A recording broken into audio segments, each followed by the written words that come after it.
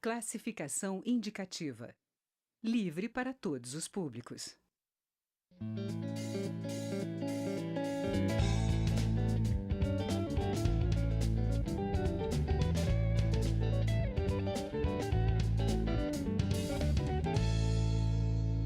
Olá! A Comissão Especial da Câmara, que acompanha as investigações dos assassinatos da vereadora Marielle Franco e do motorista Anderson Gomes, aprovou o relatório final dos trabalhos. Marielle e Anderson foram assassinados em 14 de março de 2018. O carro em que estavam foi atingido por 13 tiros. E é para falar sobre o caso que eu converso agora com o relator da comissão, deputado Glauber Braga, do PSOL do Rio de Janeiro. Deputado, bem-vindo à Palavra Aberta. Muito obrigado, mais uma vez aqui, pela oportunidade de estar expressando aquilo que a gente está fazendo no mandato como federal. Deputado Glauber, o senhor, como eu falei agora na abertura, relatou essa comissão, né? Qual era o objetivo dela desde o início? O objetivo é fazer o acompanhamento das investigações, tomar as medidas que fossem necessárias com pessoas que pudessem estar potencialmente ameaçadas e, ao mesmo tempo, propor medidas para defender aqueles que trabalham com direitos humanos e, ao mesmo tempo, abordar a questão da ampliação dos homicídios no Brasil e que medidas legislativas podem ser adotadas. Mas, prioritariamente, era uma comissão de acompanhamento da investigação da execução de Marielle e Anderson. Deputado, a gente acompanha a televisão, a gente sabe que o caso ainda não foi desvendado, longe disso, mas a comissão tem que aprovar um relatório porque a legislatura está acabando para dar uma satisfação por enquanto, não é isso? Olha, porque está acabando e porque a gente também já está propondo propostas bem objetivas, medidas objetivas. Quais são? Explica para a gente. Entre outras coisas, a gente considera que nesse momento há necessidade de ampliação das responsabilidades e por isso a gente recomenda no relatório o deslocamento de competência. Que é a federalização que a gente está usando. Que é a federalização, que é a expressão mais utilizada, que é, na verdade, uma solicitação da Procuradoria-Geral da República ao STJ para que todas as autoridades envolvidas no caso sejam ouvidas, as autoridades do Rio de Janeiro que conduzem as investigações, Polícia Civil e Ministério Público, mas também as autoridades federais, Polícia Federal e Ministério Público Federal.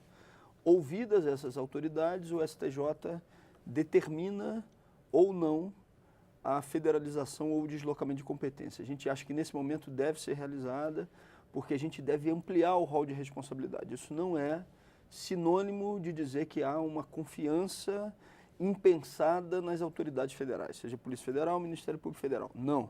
Há uma necessidade de que esse caso não fique isolado no estado do Rio de Janeiro e que essa responsabilidade seja também da Polícia Federal, do Ministério da Justiça, Ministério da Segurança Pública, que não podem lavar as mãos. Com as contradições que já tem nas investigações no estado do Rio de Janeiro, a comissão considerou que essa seria a medida mais adequada. O senhor e o partido e os defensores de direitos humanos estão com medo que esse caso se torne um pouco como foi o caso Maria da Penha, um exemplo internacional de algo que nunca é concluído e ninguém nunca é punido? Claro que existe uma preocupação com você não ter uma determinação exata de quem foram executores, mandantes e a motivação do crime. E quanto mais o caso não venha a estar sendo discutido nacionalmente ou até internacionalmente, maior a possibilidade disso acontecer. Inclusive, uma segunda medida que está proposta pela comissão é que você tenha um acompanhamento por parte da sociedade civil organizada com a formação de um comitê próprio para que as investigações não sejam acompanhadas exclusivamente ou realizadas por autoridades públicas. Já existem, inclusive, exemplos internacionais nesse sentido, como um caso em Honduras. Já existe um caso no México, que foi daquele conjunto de crianças que estavam num ônibus e que desapareceram, que podem ter sido executadas hoje, pelo crime organizado, né? Ali houve uma interação entre a Comissão Interamericana de Direitos Humanos e o governo do México. A gente acha que existem exemplos internacionais de medidas que possam ser adotadas para que o caso não seja esquecido. E aí, você poderia me perguntar, mas isso tem uma relação direta com o que as autoridades que estão tocando o caso no Rio não fizeram? Sim, existe uma contradição entre os responsáveis pela investigação. Uma, bem objetiva.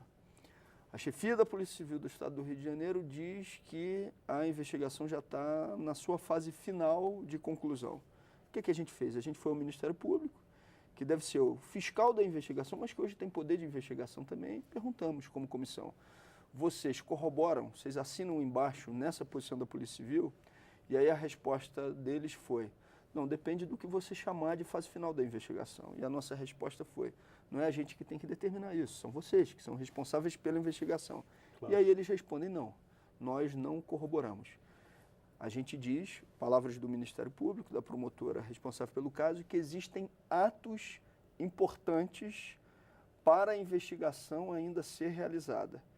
Então, são posições contraditórias. A Polícia Civil diz uma coisa, o Ministério Público diz outra.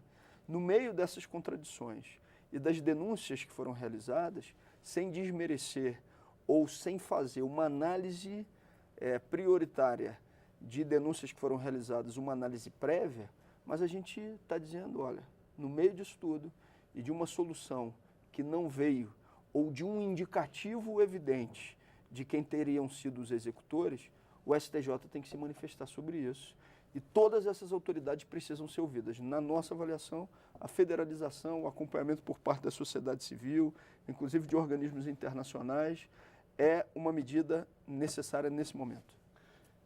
E, se eu não me engano, não só para esse caso, né? Há uma proposta de que haja um aumento do controle social da segurança pública, não é isso? Essa é uma outra parte do relatório, né? A primeira parte do relatório trata especificamente da execução da Marielle Duandes, que foi o objetivo principal da comissão, e que a comissão foi criada, inclusive, para dar o atendimento a esse acompanhamento. Mas, além disso, a gente avançou. O que a gente procurou fazer? A gente procurou identificar medidas legislativas que estão tramitando na Câmara dos Deputados e que podem ser votadas para fazer com que você tenha ampliação da garantia de defensores de direitos humanos. Por exemplo, tem um regramento, tem uma legislação que já está pronta para ser votada pelo plenário da Câmara na análise daquelas que seriam garantias para defensores de direitos humanos em toda uma sistematização legal, que hoje funciona a partir de decreto e não de lei, e a gente não consegue botar para votar no plenário da Câmara. O relatório da comissão está dando o indicativo de que isso deve ser feito e também está colocando a responsabilidade no presidente da Câmara, que é quem tem o poder de pauta. Claro. A partir do momento que isso não aconteça, novos defensores de direitos humanos estão potencialmente ameaçados. Uma outra coisa que o relatório da comissão faz, a gente propõe medidas que façam avaliação e, mais do que isso, o controle de circulação de arma de fogo no Brasil e de munição. Você tem... No momento que se discute em facilitar o acesso a essas coisas, inclusive. Né? Porque se discute a facilitação do acesso, o que pode gerar problemas gravíssimos, ou seja, tem vários estudos demonstrando que quanto mais circula arma de fogo, maior a potencialidade de você ter a ampliação de homicídios no território nacional. Mas o que a gente está propondo também? O controle, por exemplo, de lote de munição. Ou seja, você tem que ter o controle de lote de munição. Você tem que ter o controle chipado de arma de fogo. Não dá para fazer porque é muito caro. Muito caro para quem? Para a indústria de armamento. Porque hoje qualquer aparelho de telefonia celular tem um chip. Ou seja, você não pode fazer isso em algo que é potencialmente muito mais grave para a vida das pessoas. Ou seja, já não está sendo respeitado. E que custa caro também. Né? E que custa caríssimo comprar uma arma de fogo. Né? Ou seja, comprar arma de fogo custa caro, deveria custar mais caro ainda, porque a gente não quer essa circulação sendo facilitada, e a gente quer o monitoramento desse armamento. Ou seja, controle de munição. Você não tem um regramento que esteja sendo cumprido pelas autoridades. Pelo contrário, o regramento já existente não está sendo cumprido pelas autoridades públicas. A gente faz um indicativo também no relatório do que deve ser feito para que autoridades públicas não tenham um descontrole ou não contribuam para um descontrole de munição que circula no território nacional, como aconteceu inclusive no caso de Marielle, e em vários outros casos que têm ocorrido, onde lotes da Polícia Federal são desviados e esses lotes são utilizados nesse tipo de crime de execução, inclusive política. E quais os próximos passos agora, deputado? Próximo passo agora é, com um relatório já aprovado pela comissão, a gente fazer um encaminhamento a todas as autoridades citadas do relatório exigindo providências, as providências que estão ali colocadas. Exemplo, objetivo. Sim. Pega-se o relatório, se encaminha à Procuradora-Geral da República e diz: nós aqui estamos orientando a senhora, achamos que o melhor encaminhamento é a solicitação do deslocamento de competência para o STJ.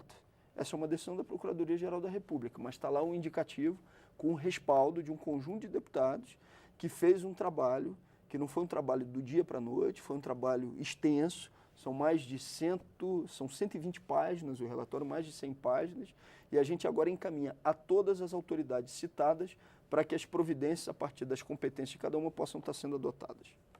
E só voltando um pouquinho, houve uma mudança no controle da segurança pública do Rio de Janeiro ao longo Sim. deste ano, né? A chamada intervenção na segurança pública. Ainda com isso, aparentemente não houve uma mudança na forma como a investigação vem sendo conduzida, né? A investigação está sendo conduzida pela Polícia Civil do Rio de Janeiro, que foi indicada pelo Gabinete de Intervenção. Só que não deram conta de respostas objetivas.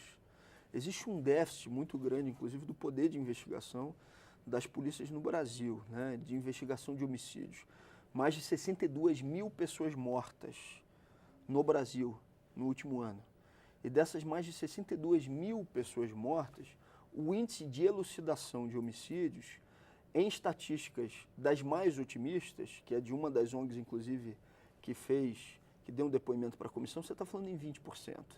Normalmente você está falando de 10% a 12% ou menos do que isso de elucidação. Você pega a Polícia Civil do Estado do Rio de Janeiro, não teve o raio-x preparado para dar o atendimento para que o corpo de Marielle e o corpo de Anderson pudesse passar pelo raio-x. Isso é um verdadeiro absurdo. Ah, mas isso não interferiu na investigação. Não importa. Uma polícia civil não pode ter tamanha precarização onde esse tipo de atendimento não seja feito, não seja realizado. Quer ver algo gravíssimo?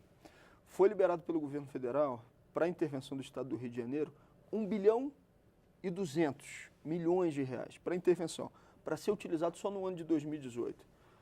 Quanto que desse recurso foi utilizado para investir na polícia técnica, inclusive na elucidação de homicídios? Praticamente nada. Quanto desse recurso foi utilizado para revitalizar programas de proteção a defensores de direitos humanos ou de pessoas que estejam ameaçadas, que no Rio de Janeiro está às moscas? Nada. Então, o nosso relatório tem também esse objetivo, fazer com que essas autoridades, inclusive, que já têm muito dinheiro na mão, recurso orçamentário que foi disponibilizado, que apliquem da maneira devida, não só para chegar a executores mandantes e motivação do crime de Marielle e Anderson, mas para outros crimes, ou seja, a prevenção a outros crimes relacionados a defensores de direitos humanos e ao conjunto de homicídios que são realizados, que são executados no Rio de Janeiro e no Brasil. Ou seja, a gente pretende, com essa matéria, dar um indicativo que seja robusto. Deputado Glauber Braga, nosso tempo infelizmente está acabando. Obrigado. Mas muito obrigado por ter vindo à Palavra Aberta. Eu que agradeço. E boa sorte aí na empreitada, né? Eu que agradeço mais uma vez por essa oportunidade, por um espaço como esse, e queria, nesse final, dizer que a gente não vai, de maneira alguma, esquecer o que foi o legado de Marielle Franco. A comissão fez um primeiro trabalho e no ano de 2019 a gente vai continuar trabalhando nesse mesmo sentido. Bom, obrigado, deputado. Obrigado. Eu sou Juliano Pires e este é o Palavra Aberta. Você pode conferir esta e outras edições do programa no site câmara.leg.br/palavra aberta. Fico por aqui. Até mais.